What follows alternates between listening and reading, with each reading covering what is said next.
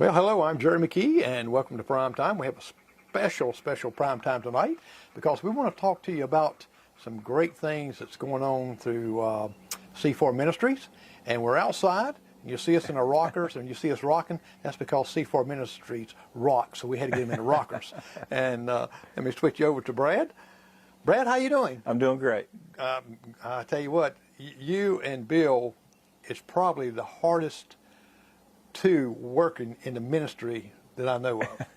Well, I've said that about myself. I really wouldn't say that about Bill. No, I'm just kidding. Yeah, especially tonight, right? Well, yeah, his voice is gone, and so there was a little bit of a miscommunication in which we get so busy there. It's probably my bad. But so that's why we're a couple of minutes. I was really worried about him. I thought he's always on time. I mean, he's 5 minutes early to the time even you say you're gonna get there early. So, but I'm glad he's okay. Yes, so. Me too. Well, you know, when I say hard working, you and him both has a pastor's church full time. Mm-hmm. Then you got C4 Ministries that is a 24/7 job. That's correct. It doesn't. It's not like you get off or you tried to get off sometimes. And, that's right. And things, but that need is there so badly, mm-hmm. And more so now because I was looking at some of the statistics earlier, but we'll get into that a little bit more of how. Union's grown, but also it grows in homeless and people in need and the economy the way it is. And it does. There's a lot of stuff there and a lot of burden put on you and all. Now, you, when you were young, how did you get into the ministry? I mean, was it like, you know, from day one that your dad says, okay, you're going to be a preacher? Right. Well, it's kind of an unusual story. So I was born in Columbia, South Carolina. My mama went through Baptist nursing school there at the Baptist Hospital. That's how they used to do it back in the day. And so that's where I was born, at Baptist Hospital right down in downtown Columbia. And when I was about 8 months old, because of a situation, we had to come here and to Union, where she's from, and we moved in with my grandparents. And so a lot of times look at my papa, who was John Bradburn. A lot of people know him. Mm-hmm. That's kind of who, you know, raised me from the beginning, and so that's how I came to Union when I was 8 months old. And so my mama was a public health nurse for the health department. It's now DHEC or whatever it's called, for over 30 years. And so I grew up in an environment where, you know, we helped people. I had to, because of my situation, I had to ride with my mama a lot of times because my grandparents hadn't got off from the meal yet. And your mom kind of seen the worst conditions of, and so I would go in situations with her as a little boy.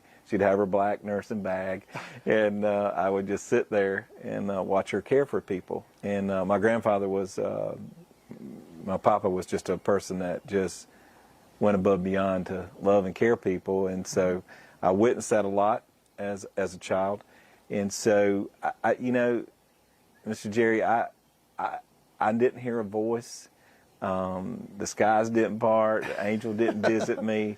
But this is one thing for sure, and people that know me, still to this day, I can't fix anything.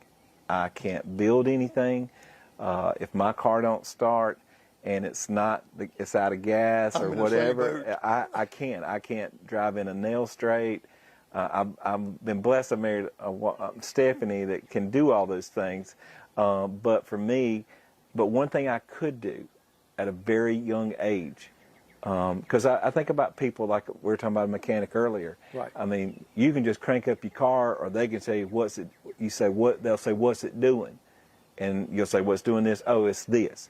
So they just have been gifted with the ability to do that. So at a very young age, I could open up a Bible and read it, and I could see sermons, and I could picture myself preaching it. And I always, you know, just cared about people. I just did. I saw that in my home. Did your grandpa and grandmother, did they take you to church? Oh, yeah. My mama, you know, I've been in church since the moment I was conceived in my mama's womb.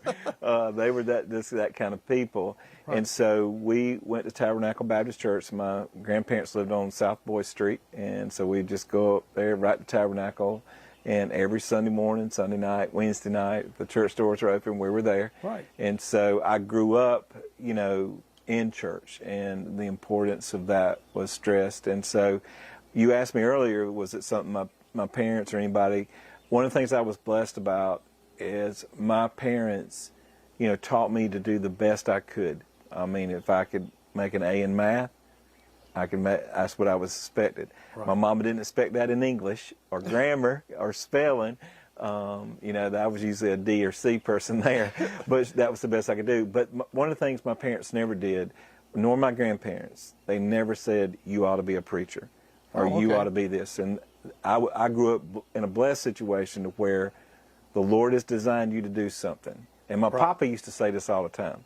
I don't care if you collect garbage. Are you the President of the United States? We need them both. Right. Do your best and live in your means and serve the Lord and do good to people. Well, I think God, no matter what you do, you don't have to be a preacher or like about That's everything you do. Is God has got a purpose for you doing That's that. correct. And you do it the best. That's correct. Like you're doing it for Him. That's exactly right. My son is a welder, and he welds for the glory of God. Yeah. You know, you were talking about earlier, my daughter's going to be a nurse, and she's already been in the health field as a phlebotomist, and she does it for the glory of God. She's good at it. That's what God designed her to do. I know your mother, I mean, would be proud. Oh, yeah. I mean, we were very proud of her. Being a nurse, and Stephanie's mother was a nurse, so it skipped me and Stephanie, now it landed on Rebecca. Yeah, I'm kind of like you with the cars and building and stuff. I can't do any of that either. Yeah.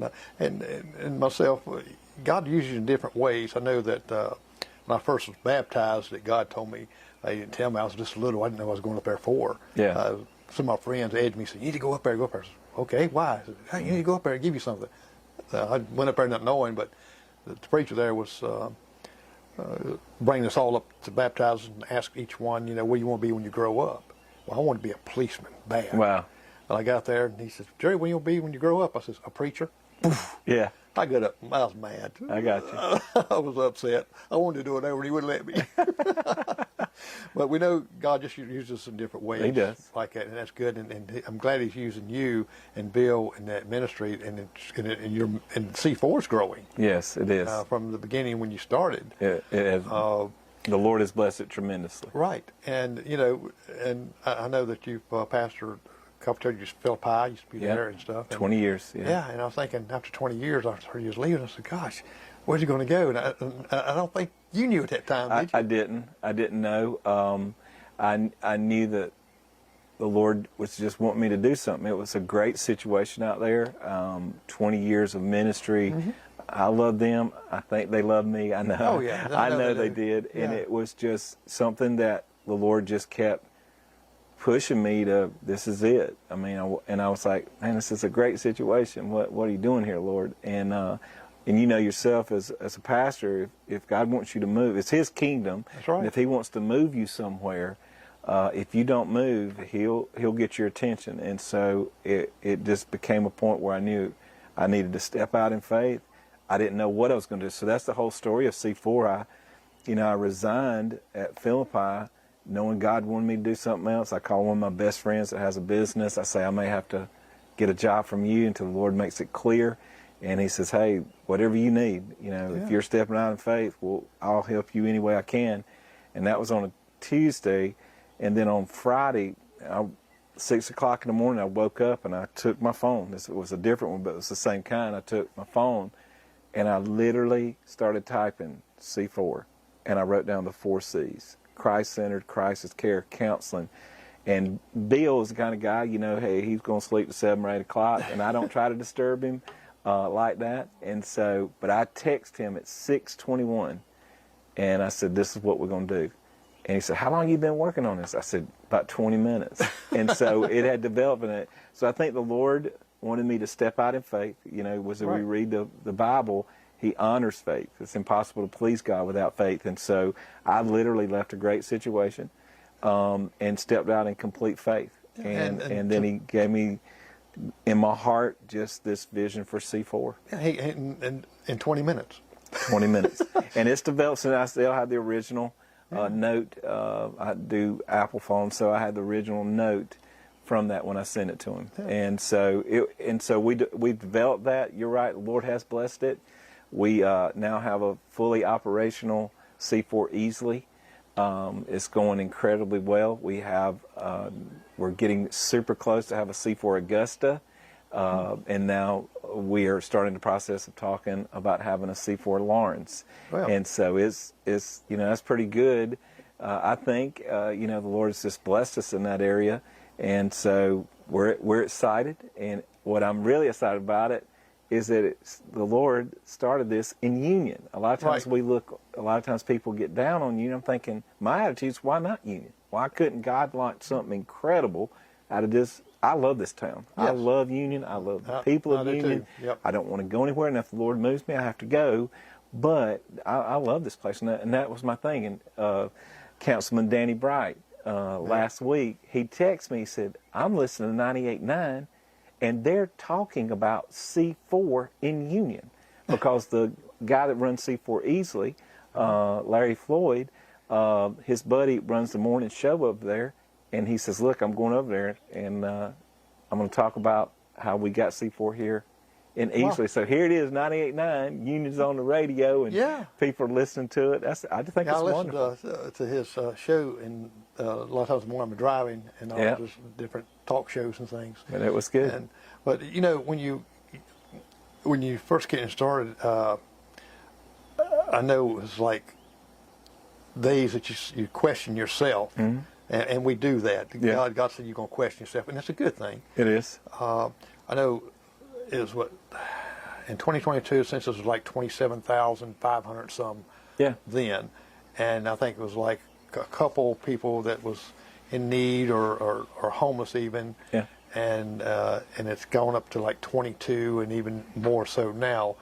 And what is some of do you think is contributing to some of the homeless? I did some interviews with some homeless people. Yes. And I was really surprised that these people got this mindset of they're homeless, they're on drugs automatically. Yeah, that's right. And it's not so. That's right. So we've been doing this for 5 years. I mean, full time. Every day we get up, and we're a crisis ministry. I mean, we help out people in any kind of crisis it may be. Sometimes people call us and say, somebody said, you'd lead me in the right way. It may be recommending where to get their car fixed, or it's something as simple as that. Right. Or it could be something of the magnitude of, a person whose house burned down, and we go in and help them. So when we look at the homelessness situation, I look at things very simply, because that's the way I can understand it. Right. So there's homelessness for two reasons: choices and consequences. So we had a lady that and her two children that lived in our transitional home for about 6 months. She is an incredible lady. I mean, as nice a person you ever want to meet. She works at one of our local nursing homes, and she had been renting a place for, about 11 years. Good tenant, everything. She's at work, her children at school, and a couple that decided to be intoxicated were driving past her house, lost control of their car, ran into the house that she rented, and she got a call that had happened, and the house literally was knocked off its foundation. Wow. So here's a lady that is immediately homeless with two children. That's just a consequence of a freak accident, or a consequence out of her control. So immediately, we got in touch with her. We heard about it. We got in touch with her, and we put her up in a motel for a couple of days, showed her the place, and she lived in our transitional home for about 6 months. Beautiful situation. Then she found her another place to live, and she's doing great. Wonderful lady. We see that, people's house burned down. Okay, they're homeless by a consequence out of their control. But a lot of times what we see, the majority of what we see, are people are homeless because of choices. Right.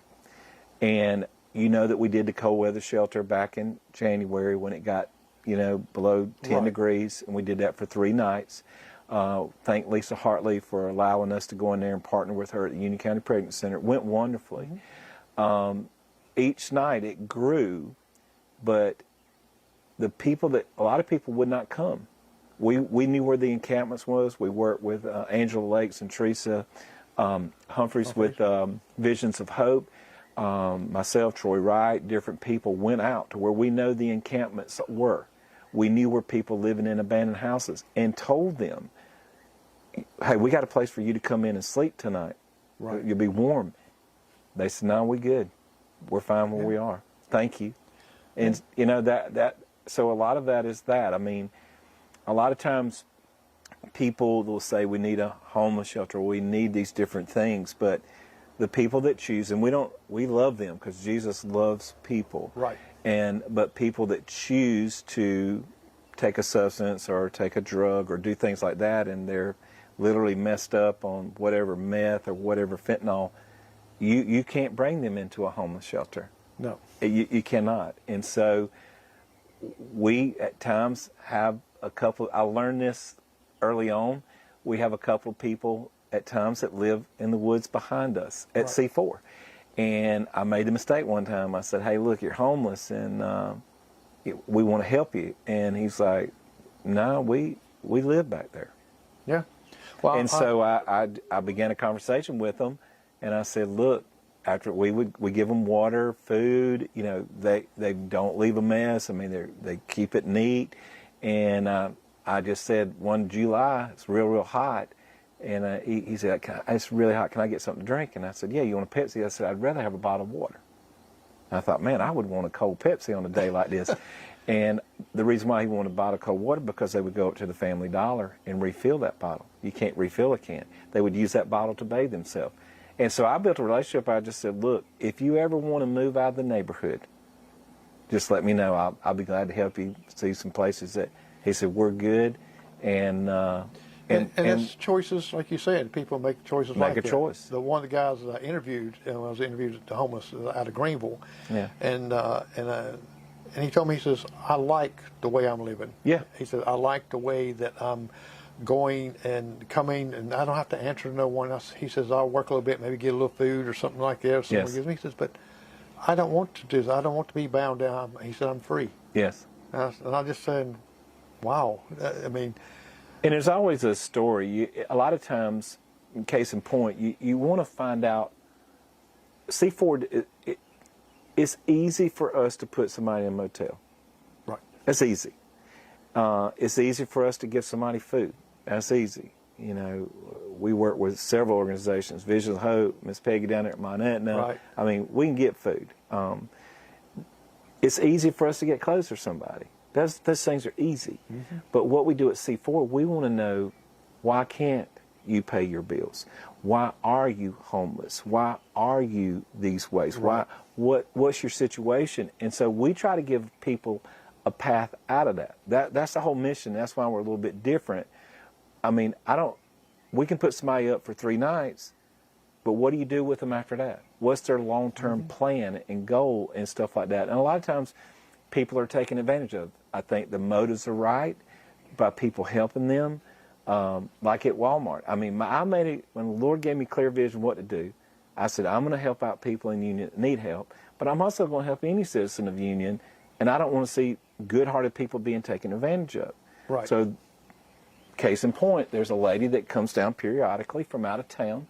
I think Bill and I have established it enough where she knows not to come, or we won't have to call the law. Right.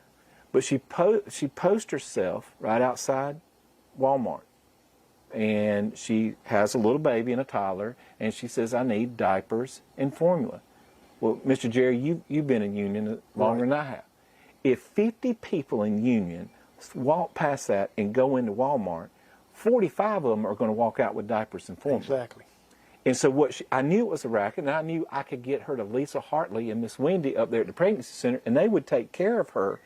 And so, but what they were doing was, as the people would come out, they had another van staged somewhere. They would take the diapers and the formula, put it in there, and then after they got a van full, then they would leave, go to Spartanburg, Chester, Gaffney, wherever, and turn that stuff back in and get money.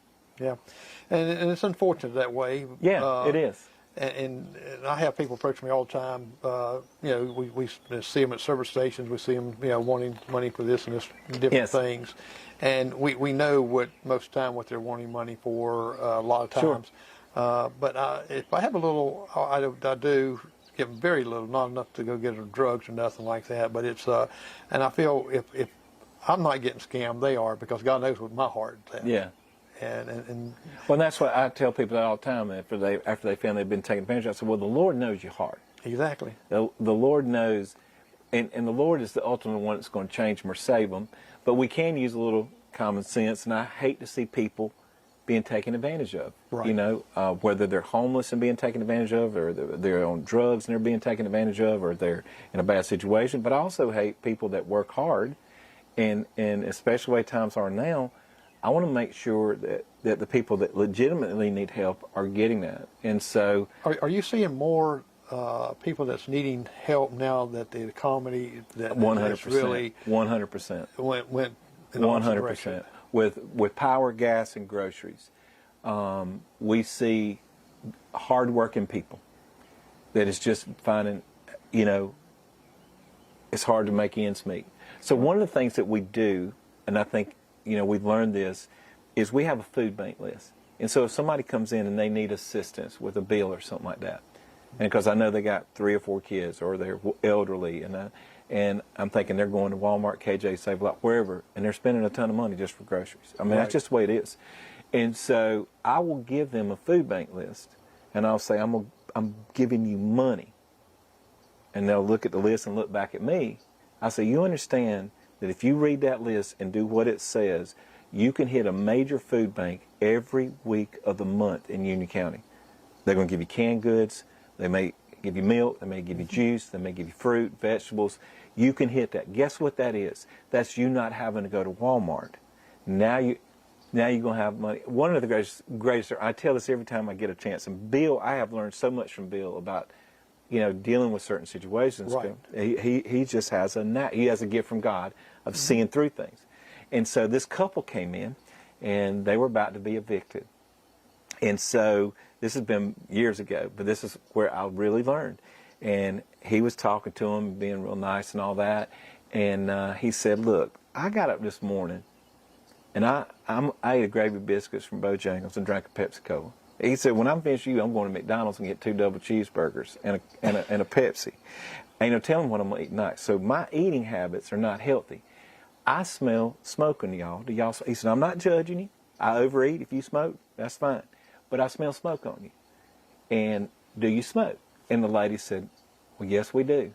He said, me and my husband. And he said, well, how much do you smoke? She said, we smoke a pack a day between both of us, so 2 packs a day. He said, how much does that pack cost?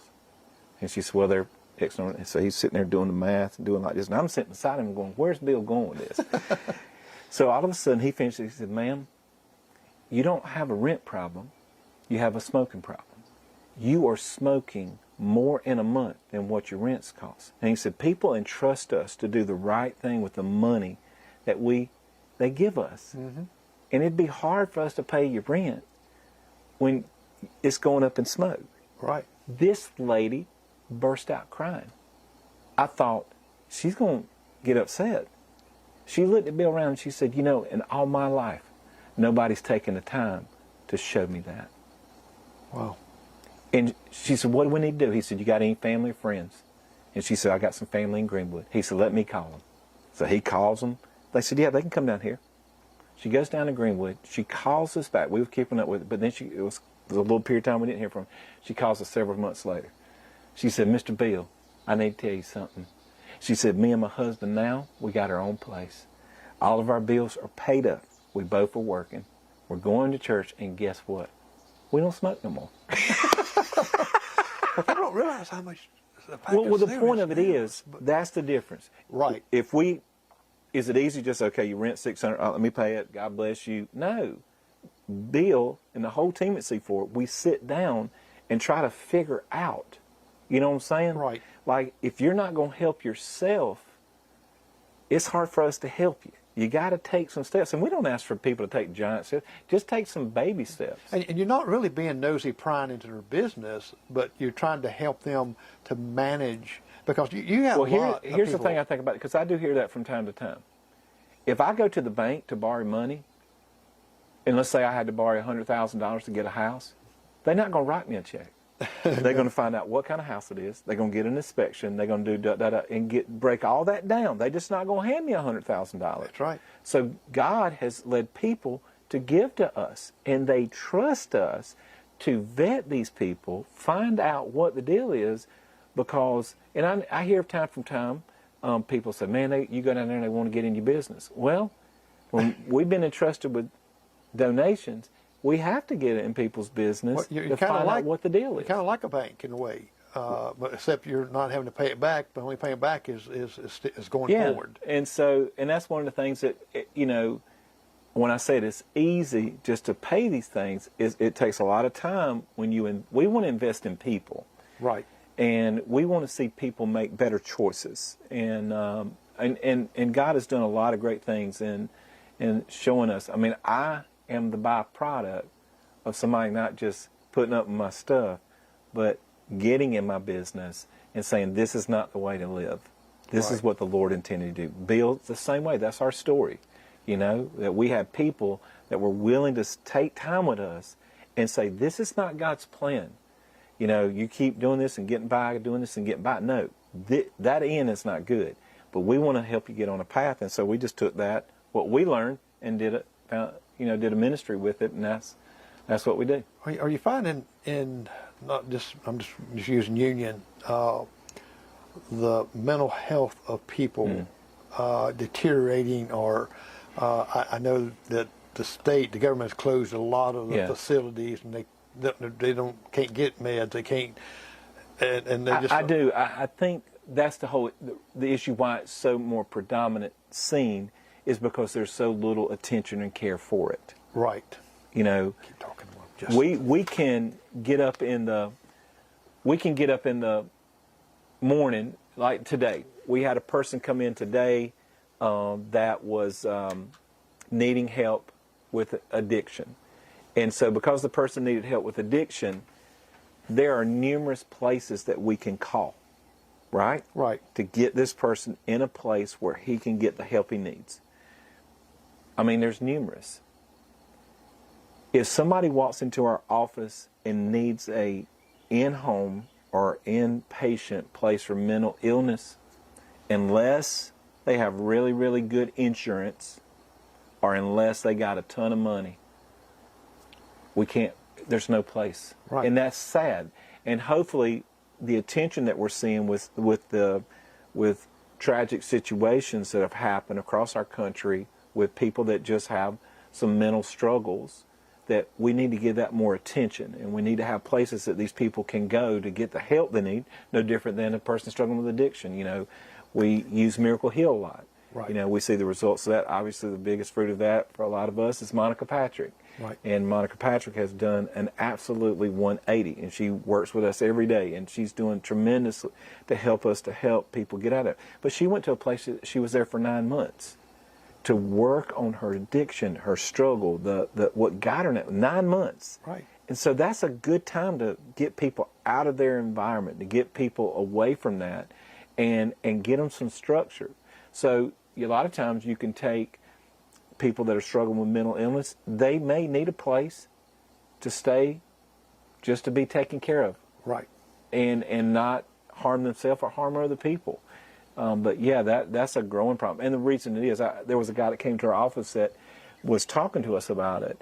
And I said, I remember as a child, the state paper that came out on a Sunday morning, and it was a caricature of an orderly urinating on a patient at Bull Street. And before long, it closed. Yeah. So just because you got some bad apples trying to help people that need help, let's don't wipe away the system.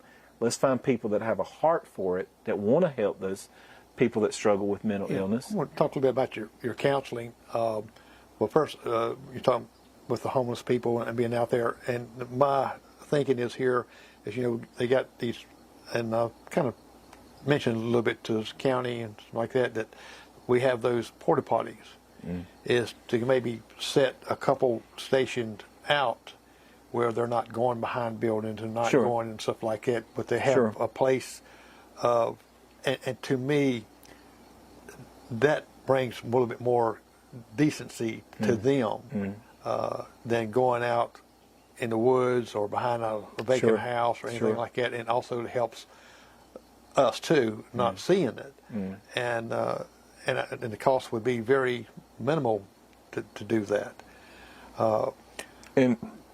And I say this with humility and respect in regards to that.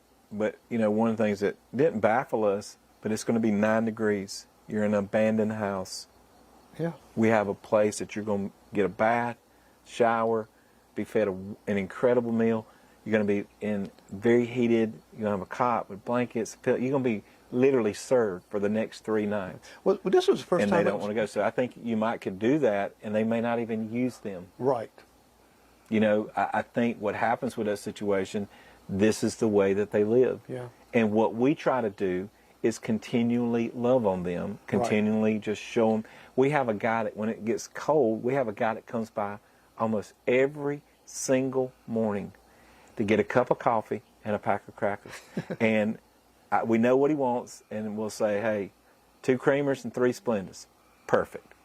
Crackers are a kind bar. I'll take crackers this morning. Well, here's a guy that's homeless, that doesn't have a home, lives on the streets, living in abandoned houses. But for a few minutes in the morning, That's his world. he has 4 people, whoever sees him first, that's going to have him sit in a comfortable chair in a nice office and make him a cup of coffee. We love to give people kind bars. Right. Because it's got K-I-N-D in it. So that maybe that'll spur that these people are being kind. So we're trying to just build a relationship with them. So if they ever say, I'm tired of this, I know I can go to that corner right there. Now, the shelter, I've been here going on 30 years, and this is the first time I've seen it happen. You talking about just all the shelter itself, where... Yeah, I don't know how, if it's ever happened. So here's where it was. You have to do this thing. You just can't, well, just like I was telling you about the person sitting there on Walmart with the sign. Let's just stop by and stop back. And Bill's been great in teaching me to stop back, assess the situation, and ask, what's going on here? Let's just don't, because when you see that, our hearts wants to run. Oh my gosh, let me go in there and get all this formula, all these diapers. Let me get you something else. Let me do. No, that may not know what you need to do. Right. So, I'll say this humbly. We've been worried about homeless people for 5 years. Well, all of a sudden, there's a bunch of people getting a panic when it's going to be 9 degrees. I saw the same thing in Washington, D.C. when I was stationed up there. Yep. They didn't care about homeless people in Washington, D.C. until it was going to be 8 degrees. And the last thing they wanted on the news in the morning was to have a bunch of frozen people right outside the economic superpower of the world, Capitol, White House, and all that. So I get that. So what we did was, let me tell you how that whole cold weather shelter went. So I knew it was going to be 9 degrees. We had already worked with Spartanburg Coalition Homeless for a couple of years. We worked with Miracle Heal since the time we began, basically. So we learned what to do. Right. And so literally, myself, Dale Goff, Teresa, and Angela from Visions of Hope, I wouldn't leave the office. And I'll say this story, which really, I've been calling, trying to find a place. And I understand the liability. It is a liability. I understand that, people saying, why don't they open up their buildings? Why don't they do that? And I'm thinking, here, I'll say this humbly, then why don't you open up your home? Right. If you want a church or some organization just to open up the doors and let all these people flood in, my question is, do you have a spare bedroom? Because I was in one of those meetings that got a little tense, and I said, okay, if you're so concerned about the homeless, me and Miss Teresa and Angela can take you right down the road. There are 7 people in an encampment, and I'm looking around, and there's about 10 of us here. How many of y'all have a spare bedroom that I can take one of those 7, and they're going home with you tonight? The place went, Mr. Jerry, it went absolutely, it went silent. Yeah. I said, so don't make people feel bad what you're not willing to do in your own home. And I get it. Yep. You don't know who these people are. You don't know what they're bringing into your house. And so, long story short, there was a lady that I've become very just attached to in love and concern. Most people, if I said her name, know she's been homeless on the street for years. And it was about 2 o'clock on that Friday, and I saw her across the street, and I went over, and she asked, could she get some coffee or whatever, and I just called her name. I said, listen, you can't sleep on the streets tonight.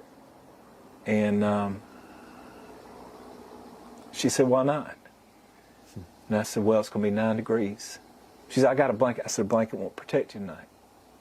I said, and this is what she said to me, Mr. Jerry.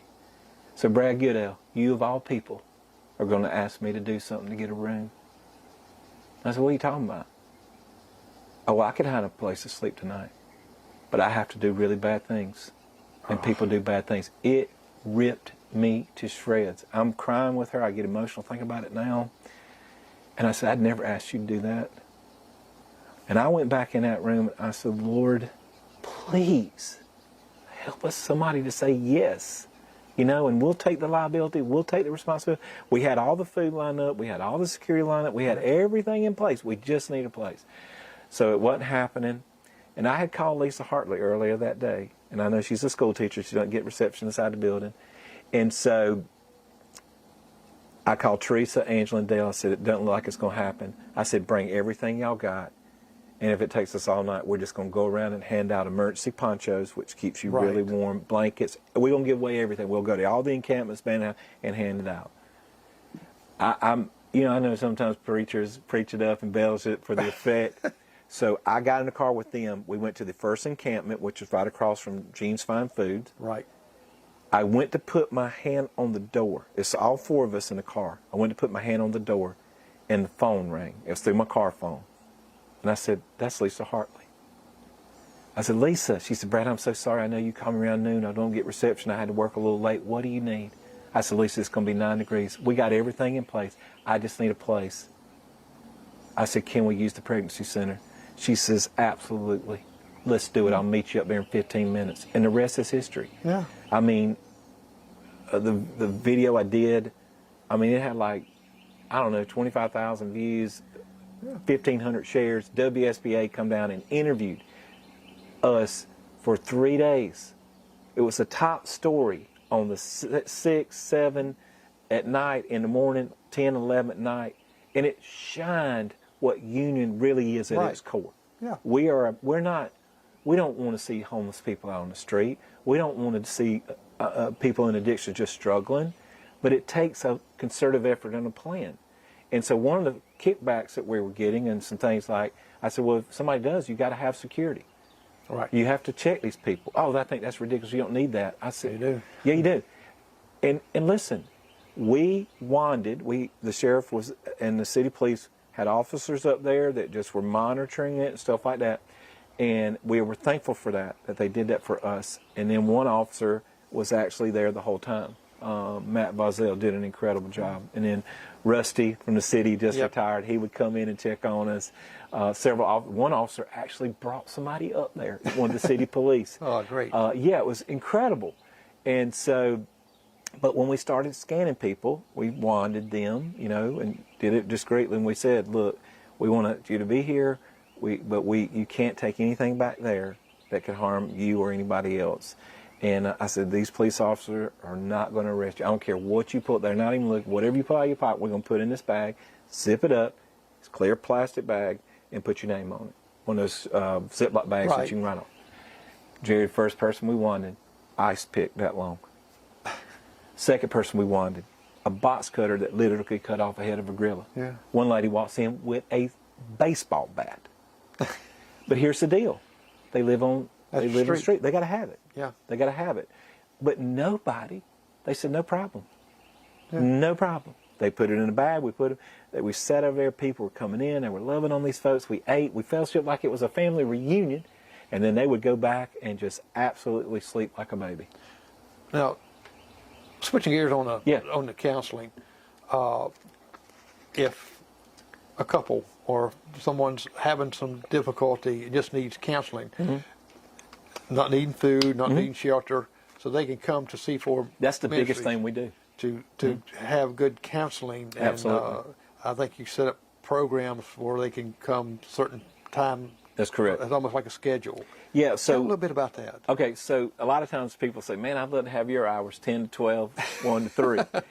But that's just when our doors open to anybody can just walk in. Right.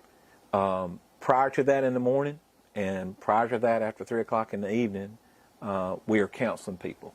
But we want people to be able to come in, especially with people we know that's got some really bad issues or some things that they want just not everybody to know. Right. And so we do that either before it's open or after we close. And yeah, I stayed there at 8 o'clock last night counseling a couple that was going through some marital issues. I know Stephanie and Heather counsel a lot of young girls, and they're referred to us by the school system. And sometimes they just need a little direction, a little talk. Right. Bill, I mean, if he ain't talking to somebody about addiction struggles, I mean, he's on the phone, either talking to them or texting them. I mean, I don't know how he does. And I know I made a joke about him in front, but really, the guy, I don't know if he ever sleeps. Yeah. I know he does, but I don't know. I mean, he's always doing that. Same way with me. I mean, as I've been sitting here, you've heard my phone go off several times. But yeah, we just counsel people. And one of the things is, and I say this humbly too, literally at the root of counseling, it's just giving people advice. Mm-hmm. And a lot of times, that's good when you have gone through life, like myself, and made some really poor choices. If you've gone through life like my childhood and had a really bad experience for years of abuse in all three areas, physically, emotionally, and sexually, and then God gets a hold of your life, God shows you don't have to become bitter or angry and do sinful things because bad things, and He changes your heart, just like with Bill. You know, everybody knows Bill's story of embezzlement. They know Bill's story of the drug use and the drug selling. They know all that. But here's the thing with Bill. He can get. We've been given the opportunity now by the county. It's on the intake list when a person's arrested. If they want to talk to they're struggling with any kind of crisis, addiction, whatever, they can check, yes, I'd like to talk to somebody, and that's us, C4. Right. So here you got Bill that goes up there, and it's like, I don't know the expression, like eating candy out of your hand. I mean, literally, he can relate to these people because he's experienced, and Bill's knowledgeable. Bill's a very knowledgeable person, reads all the time. Well, I think someone that's experienced, I think God sometimes, by our own choices, says, okay, so I'm going to let you go that route. Yeah. And it ends up horrible. But I think He does that to let us able to teach someone else that's going through the same thing. That's Right. right. Oh, you don't know what I'm going through. Yeah, we do know what you're going through, and to talk to them about it. Well, tomorrow afternoon, at 3:30, I'm talking to somebody 3:30, 4:30, 5:30. Then I have another meeting at 6:30 at church. And then the next night it's just boom, boom, boom. And so you're right. You can't put crisis on a clock. Yeah. A lot of times, though the door may say we're closed, our phones are not. And we love the partnership we have with the city and the county law enforcement. Right. They know if they can come up on a scene of somebody's homeless, somebody's into domestic violence, they have a situation they need to take care of. But if they can call us, which they do, then we can handle that. We just started a partnership with EMS and just went to the meeting. I think they even got us vests when there's a fatality, and it's taken a long time to process the scene and whatever. Well, social media gets all out, and then family get there. And so what we will do, we'll come up on the scene. We will address any family member, friends that are just tore up about the situation. We'll take them to a central location and work with them, whatever they need, be a liaison. Because those guys are out there trying to do their job, secure the scene. And that worked beautifully. Tragically, the day the course teacher going to Sims was tragically killed, Mr. Haney called me. And he said, I need you. So I got with him. We went down to Sims. We talked to a few people that were shooken up teacher-wise. And I said, we need to, the family's going to be contacted. And I said, they got the road blocked up there. So I contacted EMS. They were down. Yes, they can meet here. So for several hours, we were in there with the family, the wife, the children, the parents, all these other people. And we were able just talk to them, be a liaison, you know, and that's the beauty of it. So, yeah, the counseling part is the least part people hear about, and rightfully so. One of the reasons I think that a lot of people come to us, one, we just give them practical, godly advice. Right. We don't try to shove anything down them. We say, this is the way the Lord wants you to live, and we're going to love you whether you do it or not. But over 5 years of doing this, you know, confidentiality is key. Right, that's what I was going to bring up. So we can't say, hey, and this is hypothetical. This is hypothetical. I can't say, hey, just want to let you know, Jerry McKee come up here and ask for counseling, and I've been counseling for the last 6 weeks because of this da-da-da-da-da. Yeah. Thank you for supporting us. No, we can't do that. Give me more money and I'll tell you the rest of the story. Yeah. So we can't do that. And the few pictures that we can put out there is based on people saying, yeah, you can. And it's in a story where we know, okay, we can put this out here and it's not going to bring any kind of harm or make the situation worse. Right. But I would say maybe higher than this, but I'll just put a figure out there.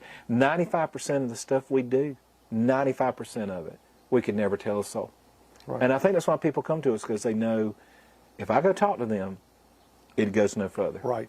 It's not going to be on Facebook and all that stuff like that. People wouldn't come to us like they do if they thought. They sure wouldn't, because it took you a good while to build that trust up for that. It did. And one little slip would violate it and just tear it down.